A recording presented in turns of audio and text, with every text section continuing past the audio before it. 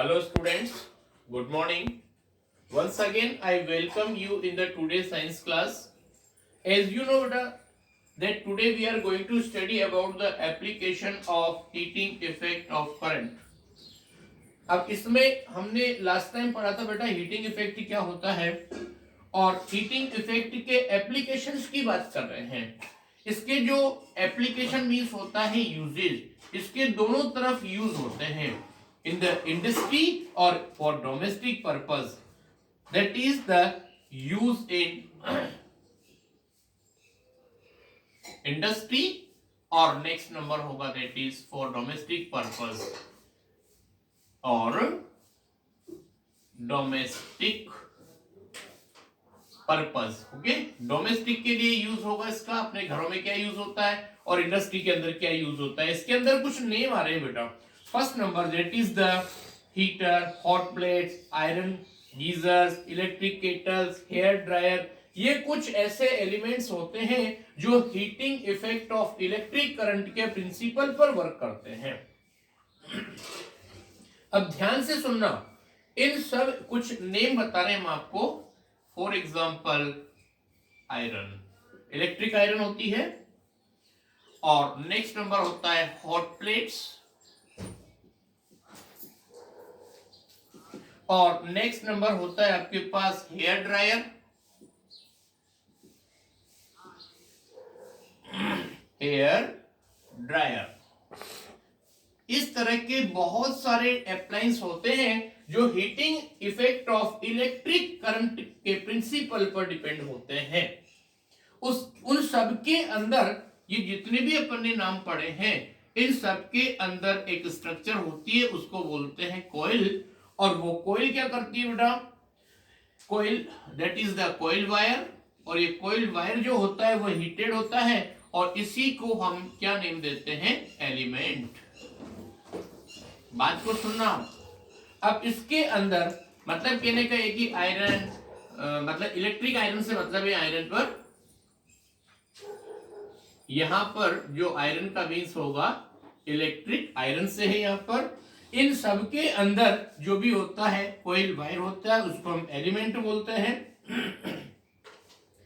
अब इस एलिमेंट जो बना होता है ना इन सब का, वो एक मेटल का बना होता है. प्लीज रिमेंबर, यहां पर हम बता रहे हैं कि एलिमेंट जो होता है वो एक वायर का बना होता है, उसको बोलते हैं नाइक्रोम.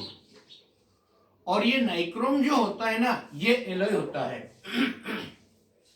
इसके अंदर आपको देखना Fe मतलब आयरन, देन नेक्स्ट Ni मतलब निकल, और Cr मतलब क्रोमियम, और Mn means manganese.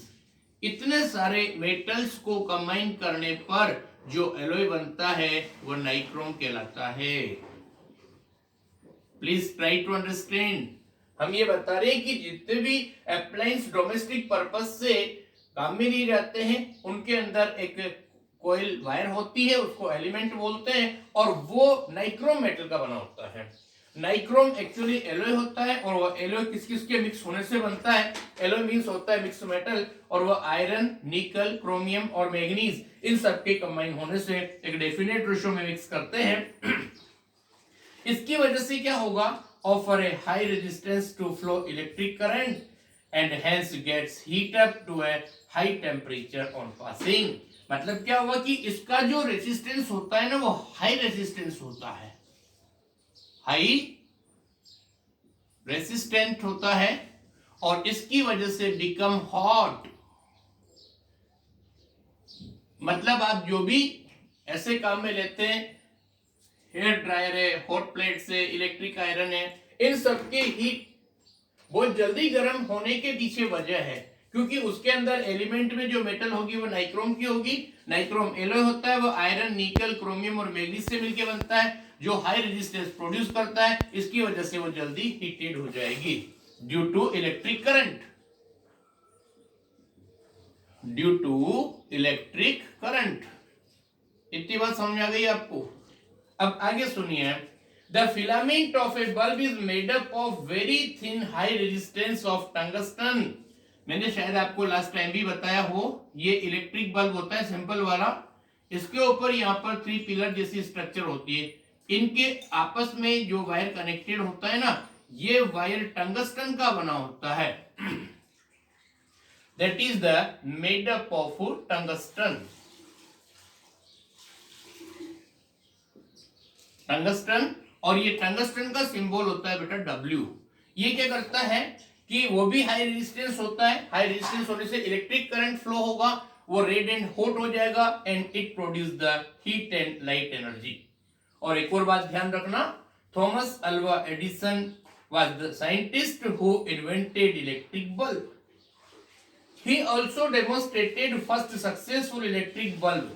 Electricity would flow from the bulb glowing filament onto the metal plate and inside the bulb. देखो इसके बाहर की तरफ अपने बल्ब में क्या होता है, इलेक्ट्रिक कैसिंग होती है, मतलब कि यहां से जो भी लाइट प्रोड्यूस होगी वह इन सब जगहों पर जाएगी और रिफ्लेक्ट होकर के सराउंडिंग एरिया को लाइटेड करेगी। उसके बाद नेक्स्ट नंबर आता है बेटा आपके पास CFL।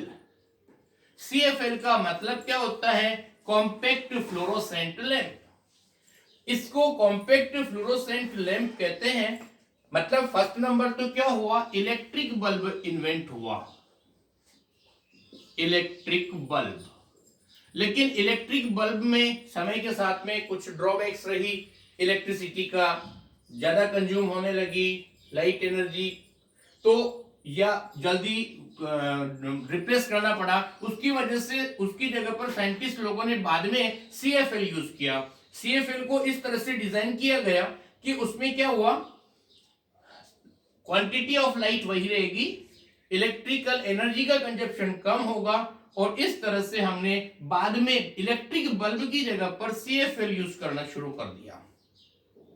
प्लीज रिमेंबर तो इसमें जो साइंटिस्ट का नेम आ रहा है that is the Peter Cooper Hewitt. Inventor का नाम बता रहा हूं मैं, इन्वेंटर कौन है, that is the Peter Cooper Hewitt. Peter Cooper और हैविट, ये उस साइंटिस्ट का नेम है जिन्होंने CFL को इन्वेंट किया। और इलेक्ट्रिक बल्ब का आपको ध्यान है, that is the Edison. Compared to the bulb, CFL use less power, have longer rated life and give the same amount of visible light.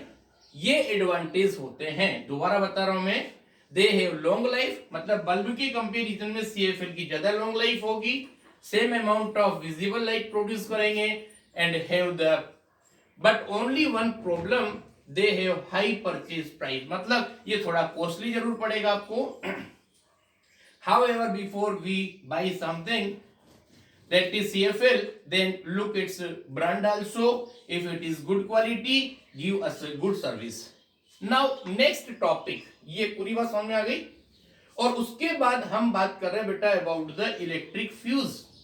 Electric fuse actually A safety device. आपको पता है जब भी अपन electricity use करते हैं तो कभी electric current की क्वांटिटी को बहुत कम हो जाती है, कभी ज्यादा हो जाती है, ऐसा कुछ कभी चलता रहता है। और उसकी वजह से अपने हाउसेस के अंदर कहीं भी इलेक्ट्रिक फायर डेवलप हो सकती है, जो वैल्यूएबल इलेक्ट्रिकल अप्लायंस होते हैं वो खत्म हो सकते हैं।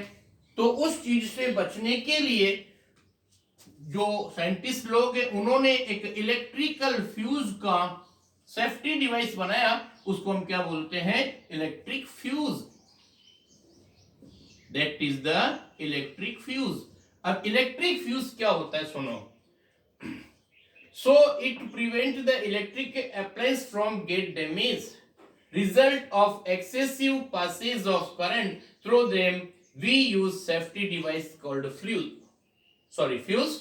मतलब कि कहीं भी अपने घरों के अंदर आपने देखा होगा, मेन लाइन से जब इलेक्ट्रिक करंट आता है तो मेन लाइन के जस्ट पास में दो इस तरह के सॉकेट्स बने होते हैं, और वो क्या करते हैं, जब भी इलेक्ट्रिसिटी जरूरत से ज्यादा होती है तो उनके अंदर का जो थिन कॉपर वायर होता है वो लो मेल्टिंग पॉइंट का होता है। जैसे भी हल्का सा करंट ज्यादा होगा वो वायर डिस्कनेक्ट हो जाएगा और आपके हाउस में कोई भी बड़ी प्रॉब्लम, इलेक्ट्रिकल फायर या किसी चीज का नुकसान हो जाना, इलेक्ट्रिकल अप्लायंस वगैरह का नहीं होगा।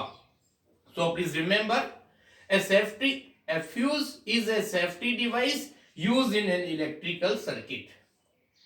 It work on the principle of heating effect of electric current. मतलब इलेक्ट्रिक फ्यूज भी जो होता है ना वो heating effect of electric current पे ही काम करता है अपना, उसका भी प्रिंसिपल यही होता है।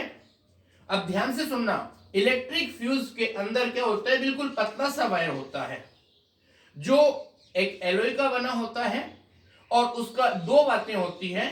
It has the low melting point and usually placed inside the glass cylindrical tube और सेरेमिक कंटेनर। मतलब हम इलेक्ट्रिक फ्यूज की बात करें तो इलेक्ट्रिक फ्यूज सेरेमिक कंटेनर के अंदर, आपने कभी देखा हो तो जो इलेक्ट्रिशियंस वगैरह होते हैं वो क्या करते हैं, ये इस तरह का एक अरेंजमेंट होता है और उसमें इस तरह का ये वायर कनेक्ट होता है, इसको किसी सॉकेट में लगाएंगे और ये इलेक्ट्रिक करंट को, मतलब एक्सेस करंट को फ्लो होने से रोकेगा, मतलब वायर डैमेज हो जाएगा और इलेक्ट्रिसिटी सप्लाई बंद हो जाएगी। So it designed such that only certain maximum amount of current flow through it. मतलब इलेक्ट्रिक फ्यूज इस तरह से बनाए जाते हैं कि एक डेफिनेट एम्पियर की जो इलेक्ट्रिसिटी है वही इसके अंदर सप्लाई होगी, उससे ज्यादा होने पर हीटिंग इफेक्ट से क्या होगा, इसका जो ये मेटेलिक वायर है ये मेल्ट हो जाएगा, इसमें लो मेल्टिंग पॉइंट होता है और लो मेल्टिंग पॉइंट होने से ये जल्दी से डैमेज हो जाएगा, सर्किट ब्लॉक हो जाएगा और electric current does not flow due to the high current melt and the fuse wire and break the circuit.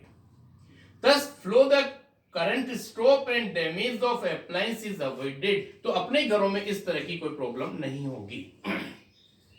इसमें कुछ बातें हम बता रहे हैं।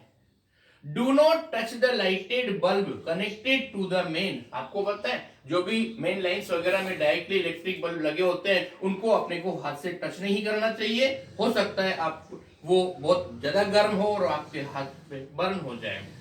Never use supply from AC. अपन जो भी एक्सपेरिमेंट करते हैं ना उसमें ऐसी इलेक्ट्रिसिटी अपन यूज नहीं करें जो एसी मेंस और जनरेटर वगैरह से डेवलप होती है, इन्वर्टर से होती है, उससे अपने को नुकसान हो सकता है। एक्सपेरिमेंट पर्पस के लिए ओनली ड्राई सेल और बैटरी वगैरह यूज ले सकते हैं। और एक और बात, जो भी आप सेल्स यूज करते हैं उनको यूज में लेने के बाद तुरंत वहां से रिमूव कर लें, वरना उसकी जो पावर होती है, एनर्जी होती है, वो वीक होती जाएगी और finally become to discharge. Okay, next one now. और एक और बात हम आपको बता दें कि जब भी आप फ्यूज वायर को रिपेयर करते हैं, मान लीजिए सपोज ये आपके पास में इलेक्ट्रिकल फ्यूज है और इसमें यहां पर जो वायर्स लगाए जाते हैं उसमें आप सिंपल कॉपर वायर को यूज नहीं करें। Do not use copper wire. उसकी जगह दूसरा कोई वायर आता है फ्यूज के लिए, उसको काम में लिया जाता है।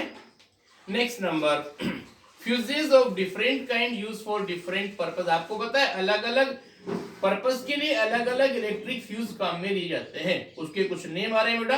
Cartridge fuse are used in the costly electrical appliance and ceramic fuse are used in the building. आपने कभी कभी देखा होगा जो क्या बोलते हैं उसको, ट्रांसफार्मर की डीपी वगैरह होती है या कोई इलेक्ट्रिसिटी के बड़े बड़े पोल्स होते हैं, वहां पर जो इलेक्ट्रिक फ्यूज होते हैं काफी बड़े होते हैं। उसके बाद नेक्स्ट बता रहा हूं बेटा, मिनिएचर सर्किट ब्रेकर क्या होता है। देखिए आप, that is miniature circuit breaker.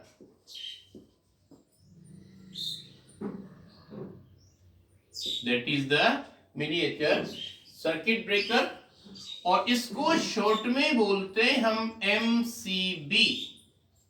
देखना आजकल कुछ ऐसी फैसिलिटीज आ गई हैं कि इसमें लिखा है these are wonderful electrical appliance are being used mostly these days in place of the fuse. तो फ्यूज की जगह पर क्या करते हैं बेटा, एमसीबी यूज करते हैं। एमसीबी यूज करने पर किसी भी वजह से अगर एक बार इलेक्ट्रिक फ्यूज में कोई डिस्टरबेंस होता है उसको एक बार ऑफ करके वापस से ऑन कर लीजिए, आपका वो वापस जो सर्किट है चालू हो जाएगा। और when it is switched turn on the circuit once again complete, to buy such appliance one must see the ISI mark, मतलब अच्छी क्वालिटी के ISI मार्क वाली ऐसी चीजें परचेज करें। आपके बुक में फोटो भी दिया हुआ है। नेक्स्ट नंबर है आपके पास reasons of excessive current in the circuit. आपको पता है कभी कभी शॉर्ट सर्किट हो जाता है, क्यों होता है सुनो। Main cause is excessive current in the circuit flow. कभी कभी जरूरत से ज्यादा इलेक्ट्रिक करंट फ्लो होता है सर्किट से और उसमें कोई डिफेक्ट वगैरह होता है हाउसिंग की वायरिंग में और इंसुलेटर प्रॉपर्ली सेट नहीं होते हैं, तो दो जो वो उसका प्लास्टिक कवरिंग होता है इंसुलेटर वो टूट फूट जाता है। तो कोई भी दो वायर आपस में टच होने को बोलते हैं हम शॉर्ट सर्किट। प्लीज रिमेंबर, इसमें हम आपको बता रहे हैं that is the short circuit.